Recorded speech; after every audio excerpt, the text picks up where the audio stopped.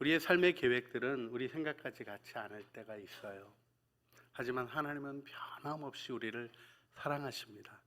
그 사랑을 굳게 믿는 것이 믿음이라고 확신합니다. 하나님이 주신 은혜와 영광이 우리의 삶에 더 아름답게 빛나며 소망 없는 이 시대 가운데 여러분의 삶이 낙심한 자에게 위로의 빛으로, 곤고한 자에게 희망의 빛으로 빛나시기를 주님의 이름으로 축원합니다. 우리는 하나님을 원합니다. 하나님을 경험하길 원합니다. 우리 교회 트렌드 2023 보고서를 보았는데요. 이 보고한 책에서 현장 예배를 드리는 사람들의 82.8%가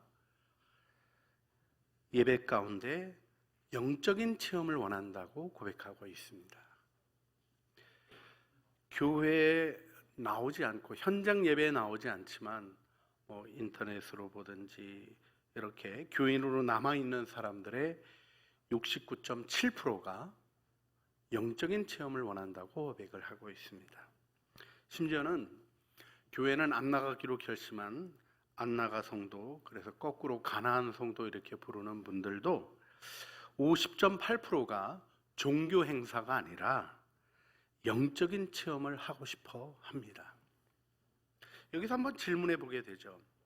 어떻게 보면 전체 계신 교인, 교회 나오든 안 나오든 본인이 하여튼 기독교인이라고 고백하고 있는 사람들의 72.9%가 원하는 영적인 체험이라는 게 도대체 뭘까요? 이 시대에 어떤 무슨 성령의 특별한 신비로운 체험을 원하는 걸까요? 아니면 종교적 체험이 아닌 영적인 체험이라고 얘기하는 것은 과연 무엇을 얘기하는 거라고 우리 생각해야 될까요? 사실 쉽지 않습니다. 왜냐하면 각기 삶 속에서 생각하는 것이 다른 시대를 살아가고 있고, 우리들이 생각하는 영적인 체험은 각기 마음의 소원을 따라 형태가 다양하기 때문에 이것이다 저것이다 얘기하는 것이 오히려 혼돈을 일으킬 수도 있습니다. 그럼에도 불구하고 명확한 게 하나 있죠. 영적인 체험은 하나님을 경험하는 것입니다. 여러분, 하나님 경험이 여러분의 인생의 삶에서 자라가고 계십니까? 성장하고 계십니까?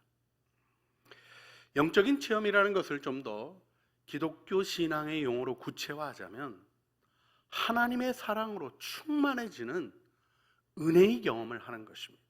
내 마음이 새로워지고 하나님을 만나는 기쁨이 내 삶의 힘과 은혜가 되는, 전통적으로 교회가 쭉 고백해왔던 예수님의 임재, 성삼위 하나님의 인도하심을 의지하고 살아가는 영광의 용기와 힘이 어두웠던 시절 빛으로 비추게 하셨고 우리의 삶을 세워온 것입니다. 여러분, 우리에게는 이 영적 목마름이 있습니다. 그런데 이 영적 목마름이 없는, 이 영적 목마름이 채워지지 않을 때 우리는 어떤 일을 경험하게 됩니까?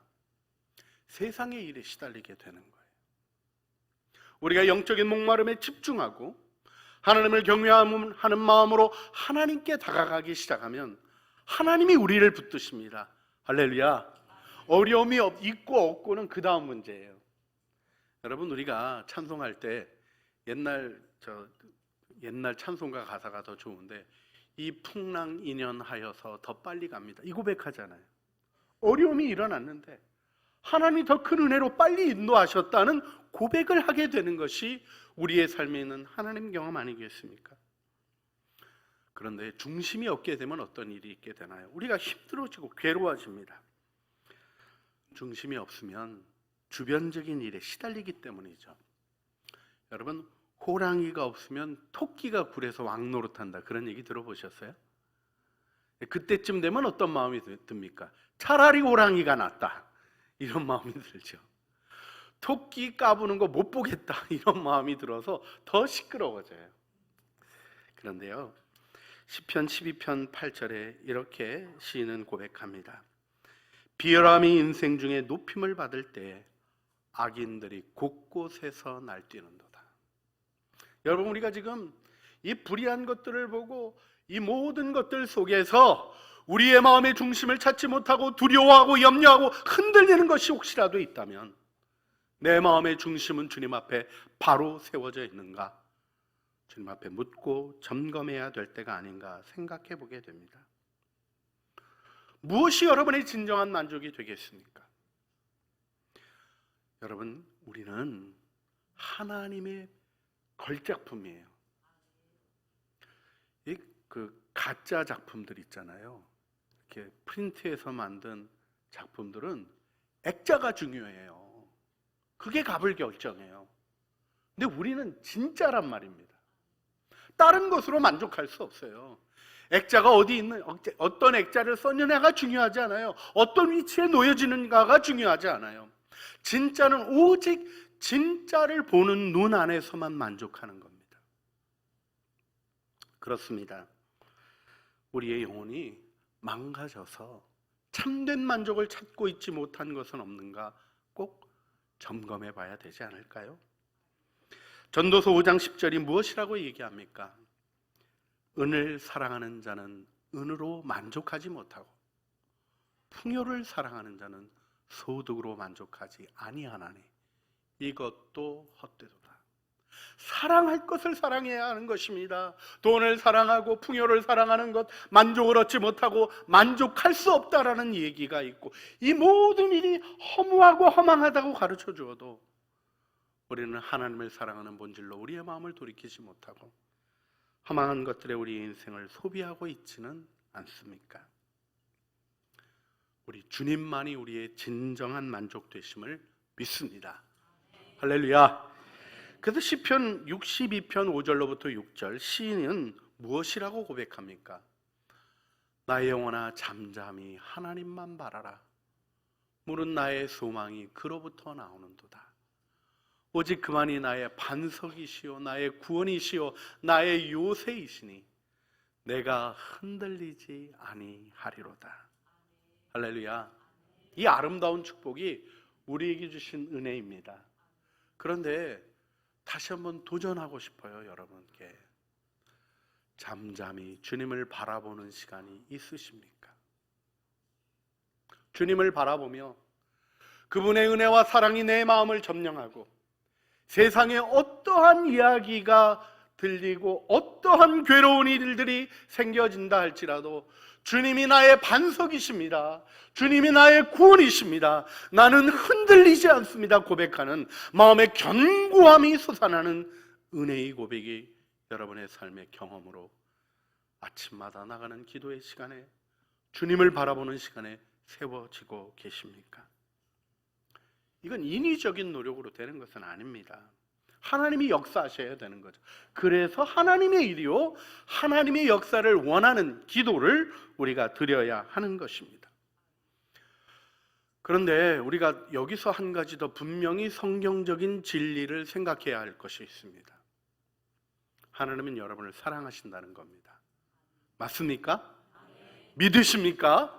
그 하나님이 전지전능하신 분이며 온 우주 만물을 창조하시고 역사를 주관하시는 분이십니다. 믿으십니까? 예, 이 믿음이 너무나 중요합니다. 그래서 바울은 에베소서 1장 3절에서 감격해서 이 일을 찬양으로 고백합니다. 찬송하리로다. 하나님 곧 우리 주 예수 그리스도의 아버지께서 그리스도 안에서 하늘에 속한 모든 신령한 복을 우리에게 주셨으니. 우리 세번역으로 다시 한번 읽어볼까요? 우리 주 예수 그리스도의 아버지이신 하나님을 찬양합시다. 같이 읽겠습니다. 하나님께서는 그리스도 안에서 하늘에 속한 온갖 신령한 복을 우리에게 주셨습니다. 아멘. 하늘에 속한 이 표현은 하늘에 있는 뜬구름 같은 그런 얘기가 아니에요. 하늘로부터 변함없이 주어지는 온갖 신령한 복을 우리에게 주실 거라고 얘기하지 않고 뭐라 그랬어요? 주셨다. 여러분, 부흥이 밖에 있는 게 아닙니다. 부흥이 어디 가야 있는 게 아닙니다. 예수 그리스도께서 여러분 안에, 여러분의 마음 안에 임하심으로 하나님의 부흥은 우리 가운데 이미 이루어진 것입니다. 할렐루야. 이 부흥을 느끼고 솟아나게 하는 영적인 각성이 필요한 거죠. 여러분, 이때 이 일을 가로막는 것이 있다고 성경이 얘기합니다. 그것이 다름 아니라 죄입니다. 여러분, 우리가 죄의 문제를 생각할 때 우리들이 이 일에 대해서 어떤 태도를 가지고 있는가 하는 것을 깊이 조금 더 묵상하실 필요가 있습니다. 사실요, 신앙생활의 깊이는 죄를 발견하는 깊이하고 깊이 연결되어 있습니다. 어느 날 회개의 눈물을 잃어버린 사람은 진정한 그리스도인이라고 말하기 어렵습니다. 죄를 아파하지 아니하고 돌이킴이 없는 삶 속에 하나님의 은혜에 접근할 수 있다고 어떻게 얘기할 수 있겠습니까? 우리 주님이 이사야 59장 1절로부터 2절, 다른 것이 문제가 아니라 죄의 가로막힘이 문제라는 것을 분명히 말씀하셨죠. 여호와의 손이 짧아 구원하지 못하심도 아니요 귀가 둔하여 듣지 못하심도 아니라 오직 너희 죄악이 너희와 너희 하나님 사이를 갈라놓았고 너희 죄가 그의 얼굴을 가리어서 너희에게 듣지 않으시게 함이니라. 우리를 사랑하시는 하나님, 모든 것을 다 주시는 하나님이 나 죄 있으면 못해 하고 얘기를 해주신 거예요. 할 수 없어 하고 얘기하신 거예요. 여러분, 이 말씀을 마음에 두셔야 합니다. 우리 죄에 대한 태도는 어떠한가요? 여러분, 너무 방탕한 시대를 살아갑니다. 죄악을 저지르는 걸 부끄러워하지 아니하고 악행을 행하겠다고 그렇게 SNS에 올려대는 젊은 애들이 있다는 것이 사실은 아무렇지도 않은 일이 아니라요, 우리가 망가뜨린 이 시대의 정신을 회개하고 고민해야 될 부분이라고 생각하게 됩니다. 근데 여러분, 죄에 대한 여러분의 태도가 어떤지 오늘 몇 가지 좀 생각해 보길 원해요. 이 일을 좀 깊이 묵상하셨던 조이 도우슨이 하나님을 경외하는 마음에서 한 4단계 정도의 깊이를 얘기하는 부분이 있습니다. 여러분, 이 일로 비관적으로 생각하지 마시고 하나님이 부르시는 더 깊은 은혜를 바라보면서 한번 마음을 반추해 보시길 바랍니다. 첫 번째, 죄를 대하는 태도는 죄를 지면 손해가 막심하기 때문에 죄를 짓지 않는 거예요. 죄를 미워하는 마음이 없습니다. 여러분, 죄를 벌리면 미워하는 마음이 있어야 되는데 죄를 여전히 좋아해요. 하나님을 경외하는 마음도 없습니다. 마음으로는 정욕과 죄를 품어요. 그런데 행동으로는 안 합니다. 왜냐하면 큰일 나는 줄 아니까. 여러분, 이 상태도 못 이룬 사람이 있어서 이것도 도덕적 사회를 이루는 데는 중요하더라고요. 그런데 하나님을 믿는 신앙생활에 있어서는 이게 매우 낮은 단계예요. 더 깊이 들어가셔야 됩니다. 황금률로 살아가는 사람이 있어요. 이분은 말씀을 배웁니다. 성경을 읽고 배우는 일을 신실하게 하는 사람이에요. 그런데요, 때로는 자신이 그 말씀을 지키며 살아간다는 생각 속에 스스로 죄를 못 깨닫는 게 있어요. 자기중심적인 게 죄라는 걸 모르셔요. 이기적이 되는 게 죄라는 걸 못 깨달으셔요. 기도하지 않는 죄, 그런 건 입으로 표현하는 거지 마음으로 아파하는 죄는 아니에요. 자기 만족에 빠진 죄, 오히려 뭔가 이렇게 과시하는 것가 괜찮다고 생각하는 망가진 마음까지 찾아와 있어요. 자기 의에 빠져서 스스로가 하나님을 경외한다고 잘못 생각합니다. 여러분, 이 모습으로부터도 더 나아가셔야 돼요. 하나님의 율례와 규례를 알지 못하고는 죄를 깨닫지 못합니다. 그러나 그것을 표면적으로 이해하는 것 속에서 영적인 성장이 있을 수 있을까요? 그래서 좀 더 깊이 생각하는 게 필요합니다. 주님을 기쁘시게 하려고 하는 진실한 그리스도인들의 삶에 죄를 고민하는 모습을 보게 됩니다. 죄를 짓고 싶어 하지 않아요. 생활 속에서 혹시라도 죄를 지으면 아파하고 근심합니다. 그런데요, 하나님을 신뢰하면 생겨질 수 있는 담대함이 없어서 두려움과 의심, 불순종의 죄를 반복하네요. 죄를 짓고 아무렇지도 않아 하지는 않습니다. 아파하고 어려워하고 근심하며 자유로워지기를 갈망합니다. 그러나 여기서 한 걸음 더 나가셔야 돼요. 그것이 바로 여호와 경외하기를 배우는 것입니다. 하나님을 경외하는 마음을 지니게 되면 하나님의 마음을 배우게 되고요, 하나님의 마음을 배우게 되면 죄가 싫어지는 거예요. 분노할 수 있다가 아니라 분노하는 게 부끄럽고 싫어지는 거예요. 그리고 그건 정말 해서는 안 되는 일이라는 사실을 마음의 현실로 깨닫는 거예요. 다른 사람들이 보는 거의 문제가 아니라요, 내 마음의 현실로 하나님을 경외함으로 죄를 미워하기에 죄를 버리는 일을 하게 됩니다. 죄를 지면 빨리 깨달아요. 그런다고 죄 안 짓는 거 아니에요. 우리 연약해요. 넘어지기도 해요. 그러나 죄를 지으면 빨리 깨닫고 죄로부터 신속히 벗어나는 게 길인 줄 알아요. 그리고 무엇보다도 성령이 하시는 말씀에 기꺼이 순종합니다. 여러분, 이런 이야기가 마음을 살피지 않던 분들에게는 낯선 이야기처럼 들릴 수 있어요. 그런데 이것은 교회의 오랜 역사를 통하여 확인되고 검증된 신앙의 길입니다. 여러분, 은혜의 길을 걸으시기를 주님의 이름으로 축복합니다. 여러분, 우리의 삶의 위대한 만족은 주님의 은혜로부터 있는 것 아니겠습니까? 여러분, 우리가 죄의 용서를 구하고 죄를 버리는 일을 생각할 때에도 회개의 목적이 조금 더 깊어지는 게 필요해요. 여러분, 은혜를 받으면, 십자가의 용서를 경험하게 되면 우리가 첫 단계로는 나를 위하여 하나님의 아들이 그렇게 엄청난 대가를 지불하시고 십자가에서 주님이 그렇게 고통당하셨다는 것이 아파집니다. 고린도후서 5장 21절 말씀, 하나님이 죄를 알지도 못하신 이를 우리를 대신하여 죄를 삼으신 것은 우리로 하여금 그 안에서 하나님의 의가 되게 하려 하심이라 하는 말씀, 나를 의롭다 없다 하시기 위하여 주님이 그렇게 엄청난 대가를 지불하셨구나 깨닫고 다시는 주님께 고통을 드리는 일을 하지 않아야 되겠다라는 마음으로 회개하는 은혜에 이르게 됩니다. 이 마음이 참 중요한 출발이에요. 그런데요, 여기서 좀 더 깊어지는 게 필요합니다.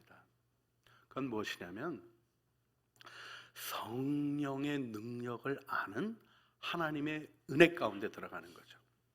여러분, 세상의 일이 아니라 하나님의 일을 하는 사람에게 있어서는 이 주제가 중요합니다.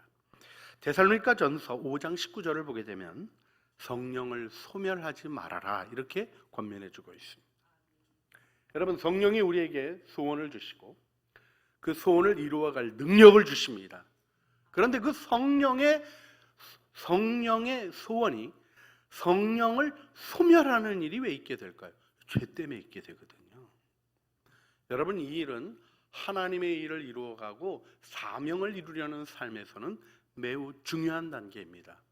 그래서 하나님을 능히 섬길 수 있게 하시는 성령의 능력이 내 삶에서 방해받아서는 안 된다 하는 마음으로 더욱더 정결하고 거룩한 삶을 살피는 노력이 있게 됩니다.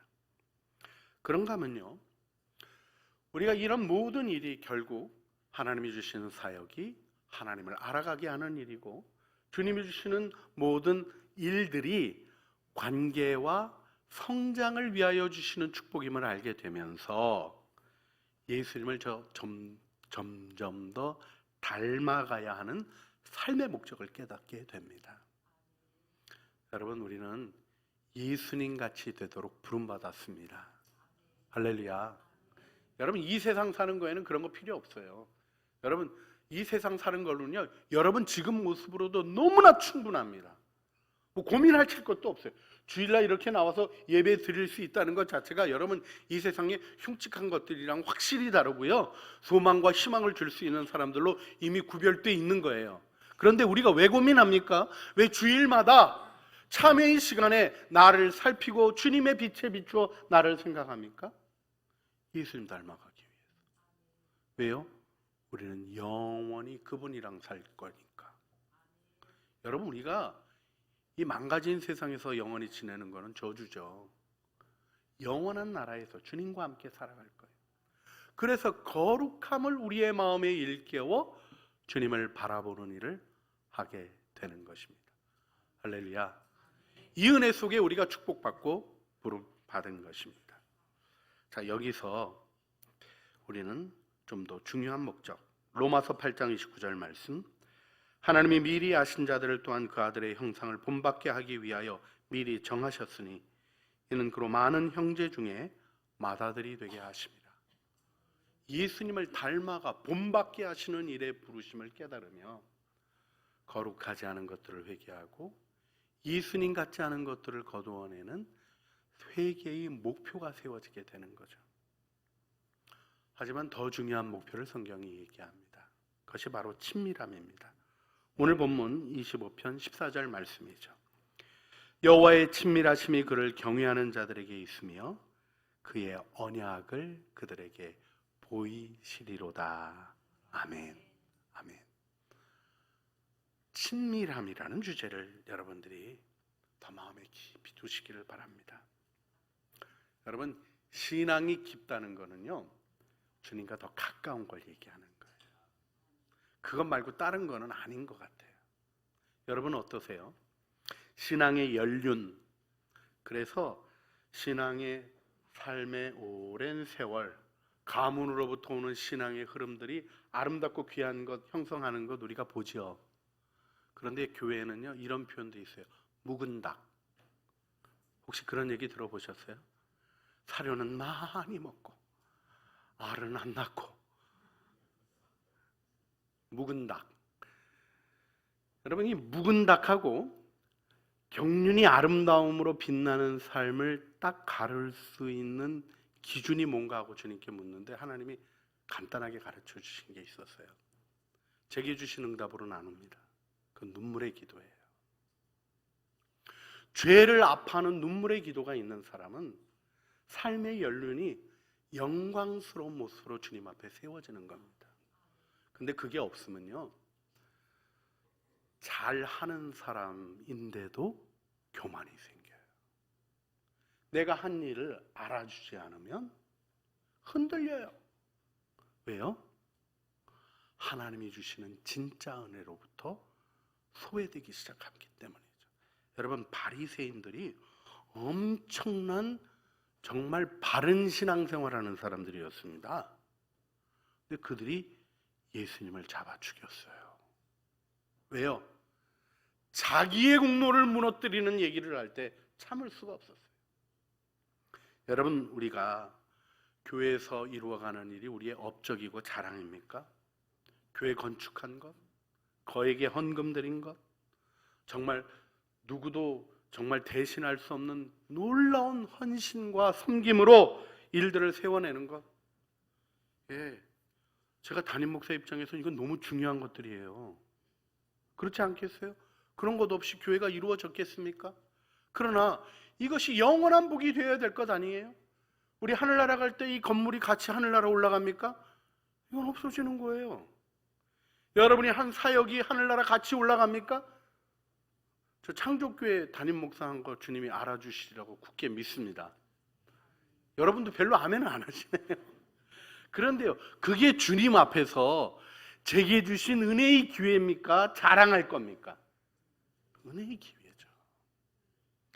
여러분, 이 은혜의 의식 속에 우리가 주님과 가까워지는 것 아니겠어요? 우리가 영성 형성, 스피리추얼 포메이션 얘기합니다. 예수 닮아가는 거. 여러분, 예수 닮아가는 삶을 사는지 못 사는지를 분간하는 게 뭐냐면 마음의 평화예요. 세상 사람들도 알더라고요. 쿵푸 팬더의 만화 영화에도 이너 피스 뭐 이런 게 나오더라고요. 내적인 평화. 그런데요, 정말 질문하고 싶어요. 내적인 평화가 여러분의 마음에 현존하십니까? 평화의 왕이신 그분으로 말미암아 세상이 주는 것과는 다른 평강이 지배하십니까? 그 은혜를 바라보는 믿음과 용기 안에 서시는 여러분들이 되시기를 주님의 이름으로 축복합니다. 혹시 여러분의 배우자가, 혹은 여러분의 자녀가, 혹은 여러분의 딱딱한 부모님들이 여러분의 평강을 빼앗는다고 생각하고 있지는 않으십니까? 그래서 뺏긴다면 주님 주신 평강은 아니에요. 주님은 이건 안 뺏긴다고 얘기하셨어요. 어려움이 없다는 거 아니에요. 그러나 이 평화는 붙잡을 때 흔들리지 않는 것을 얘기하시죠. 우리가 심지어는요, 내 삶과 직접적이고 실질적인 접촉도 없는 사람 때문에 못 살겠다고 하는 얘기를 듣게 돼요. 어느 날 제가 그러고 있더라니까요. 주님, 더 이상 저런 얘기는 듣고 싶지 않습니다 하고 막 제가 분노를 하고 있는데 그분이랑 인격적인 관계가 없어요. 그분이 저를 알지도 못하셔. 그런데 제가 분노에 사로잡혀 있어요. 여러분, 혹시 이와 유사한 현상이 있다면 한번 되짚어 보셔야 되지 않을까요? 하나님은 내가 왕 같은 제사장이라고 얘기하고 나에게 희망이 있다고 얘기하시는데 그 희망을 붙잡고 있지 못하다면, 그래서 평강이 흔들리고 있다면 뭔가 더 생각해 볼 것은 없을까요? 우리는 간절함 속에서 주님을 바라보게 됩니다. 주님을 바라보는 여호와 경외함에는 아름다운 은혜가 있습니다. 여러분, 이 경외함이라는 단어 자체가 쉬운 단어가 아니잖아요. 두려워하고 존중한다, 뭐 이런 뜻이에요. 두려워한다는 게 있어요. 왜 두렵습니까?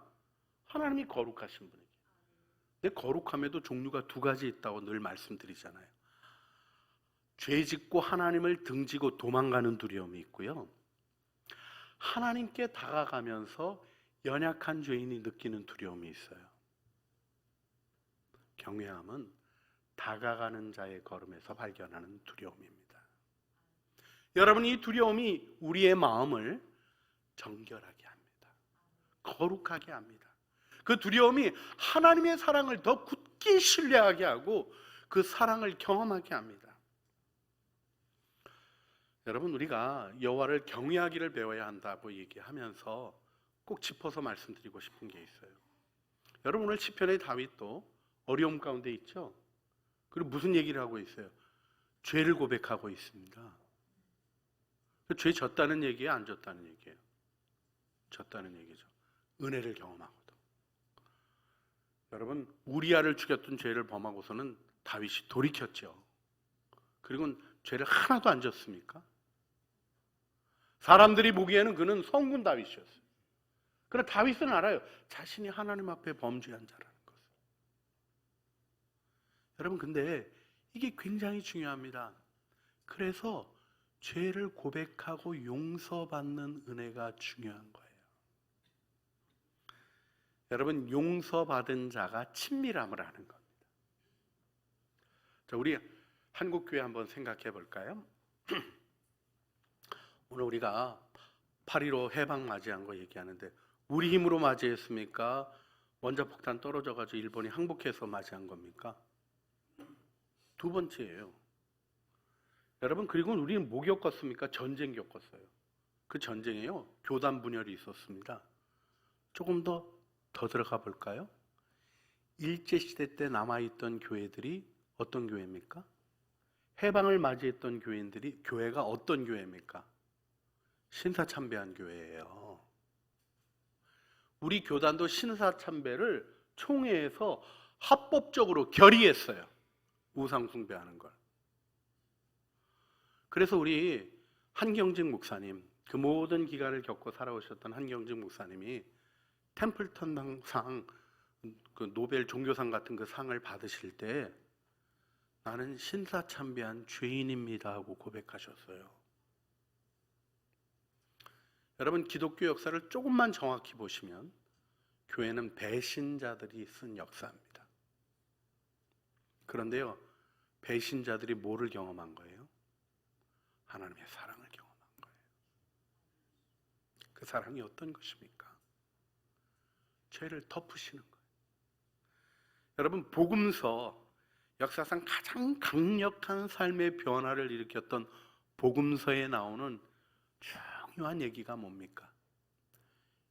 예수님 잡히시던 밤에 그토록 사랑하고 헌신했던 12제자 다 배신했다는 거예요.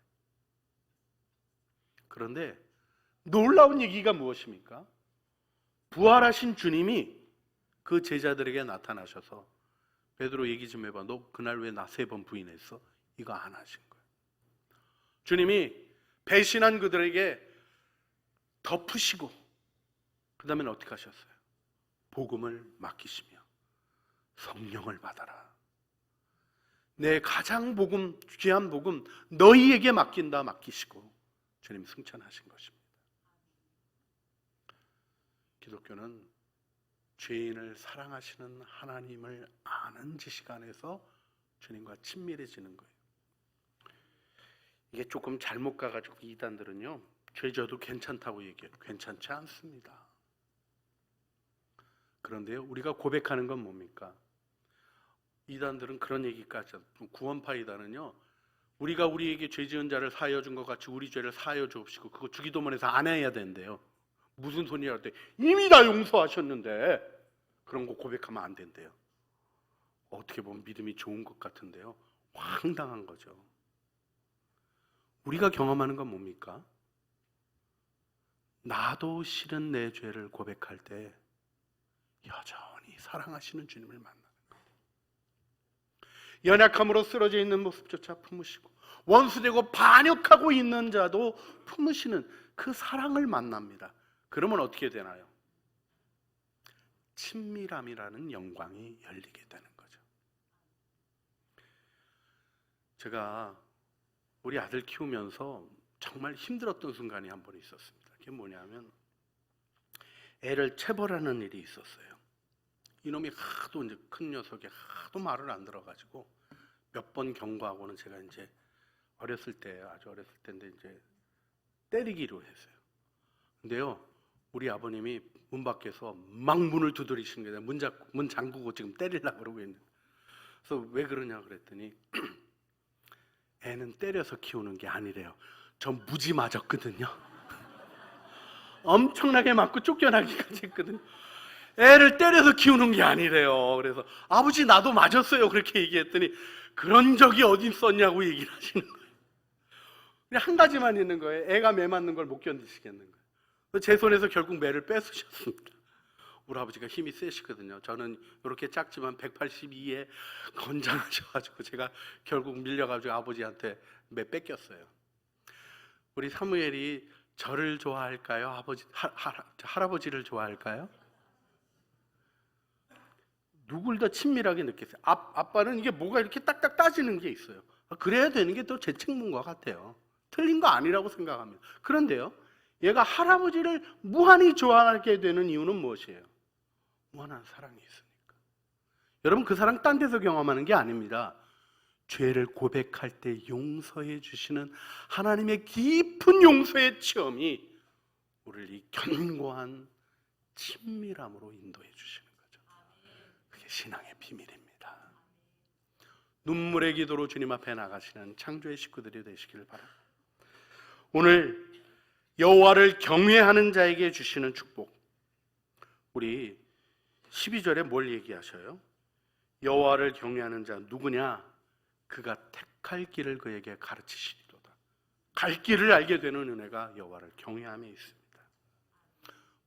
주님의 선하심을 기대하는 마음을 주님이 일으켜 세우십니다. 하나님은 우리들에게 은혜를 베풀어 주시고 25편 13절 그의 영혼은 평안히 살고 그의 자손은 땅을 상속하리로다. 평강이 있을 뿐 아니라 장구할 것을 말씀해 주십니다. 무엇보다도 여호와의 친밀함, 14절 말씀, 우리 25편 14절 말씀 같이 읽어볼까요? 여호와의 친밀함이 그를 경외하는 자에게 있으며 그의 언약을 그에게 보이시리로다. 아멘. 우리가 이 말씀 붙잡고 기도하기를 원합니다. 오늘 이 예배 속에 용기 있게 한 걸음 더 주님 앞에 나아가십시오. 십자가 사랑으로 여러분을 구원하시고 여러분을 온전케 하시는 주님을 바라보며 담대히 나가시기를 바랍니다. 그리고 주님 경외하기를 배우기를 원합니다. 주님의 마음으로 죄악을 미워하게 하여 주시고 주님의 사랑으로 감격하여 하나님의 친밀함 안에서 살아가는 아름다운 신앙생활 하게 하여 주시옵소서. 우리 주여 한번 부르시죠. 주님 앞에 기도하시겠습니다. 주여, 사랑과 은혜가 풍성하신 아버지 하나님, 오늘도 저희들 주님 앞에 나왔습니다. 주님의 선하심을 기대하며 의지합니다. 하나님, 이 은혜 속에 온유함을 배우게 하여 주시고 이 은혜 속에 바른 선택이 주어지며 영혼의 평안함이 장구함으로 주어지고 하나님의 친밀함을 경험하는 아름다운 은혜 안에 서는 저희들 되게 하여 주시옵소서. 죄를 깨닫는 깊이를 더하여 주시고 용서를 경험하며 하나님 변함없이 사랑하시는 그 사랑을 알기에 하나님께 더 친밀히 다가서는 저희들의 삶이 되게 하여 주시옵소서. 주 하나님이 이를 이루실 것을 믿습니다. 영광의 주님을 바라봅니다. 주님, 진정한 신앙의 길 걷기를 소원합니다. 사라지는 것, 허무한 것, 의미 없는 종교 생활이 아니라 하나님을 경험하며 주님께 더 가까이 나아가는 신앙생활 하기를 원합니다. 주님 닮고 주님이 주시는 하나님의 역사를 체험하고 증언하는 천국 제자들의 길을 걷게 하옵소서. 여호와 경외하기를 배우게 하여 주시며 마음으로 죄를 미워하여 버리고 주님을 사랑함으로 그 용서와 은혜를 알기에 주님께 가까이 나아가 주님의 말씀에 순종하는 아름다운 신앙인 그 길 걷게 하여 주시옵소서. 우리 구주 예수 그리스도의 이름으로 기도합니다. 아멘.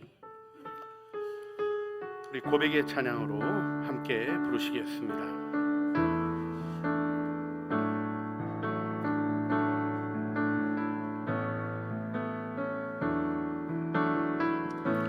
주께 가오니 날 새롭게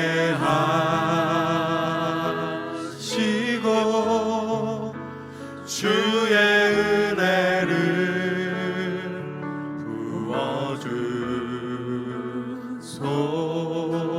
부어주소서.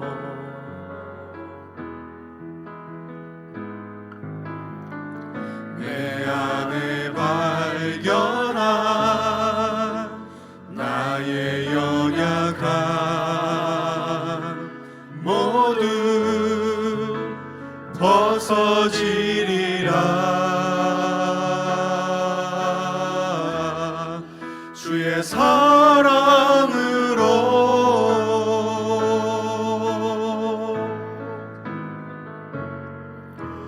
주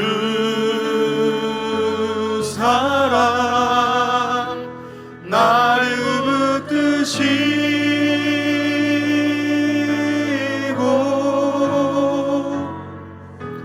주 곁에 날 이끄소서.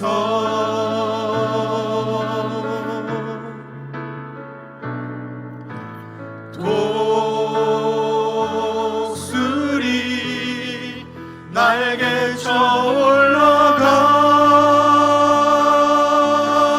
올라가듯 나 주님과 함께 일어나 걸으리. 주의 사랑 안에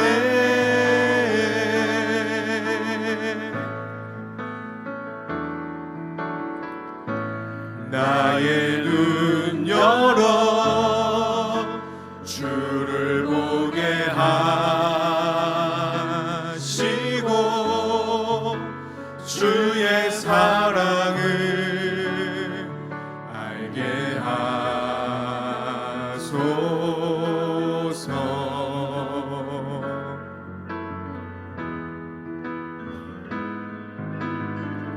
매일 나의 삶에 주 뜻 이루어지도록 새롭게 하소서. 주의 사랑으로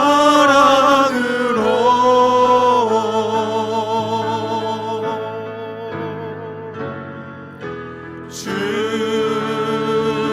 사랑 나를 붙드시고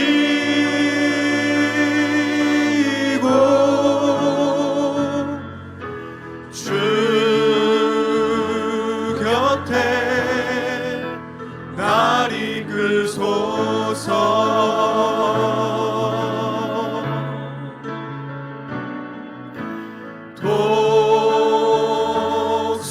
독수리 날개쳐 올라가듯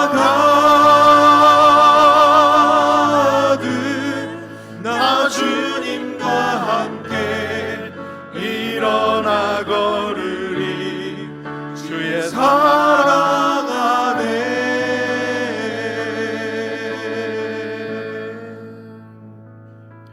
여호와여, 나의 죄악이 크오니 주의 이름으로 말미암아 사하소서. 하나님의 친밀함이 그를 경외하는 자들에게 있으며 그의 언약을 그에게 보이시리로다.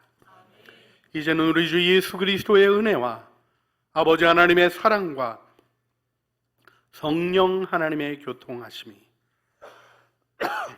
여호와 경외하기를 배우며 친밀함으로 주께 더 가까이 나아가며 영적인 성장과 영혼 안에 참된 평강과 만족을 소원하여 주님을 바라보는 사랑하는 죄 자녀들 머리 위에와 은혜로 주신 가족들 가운데 주님이 주시는 사명의 길을 성령의 능력으로 걸어가는 은혜의 걸음들 위에 우리 주 예수 그리스도의 나라의 위대한 전진과 다시 오실 주님을 맞이하기 위한 성결한 신부의 모습으로 교회를 세워가는 아름다운 노력들 위해 이제와 영원 무궁토록 함께 있어지기를 간절히 축원하옵나이다.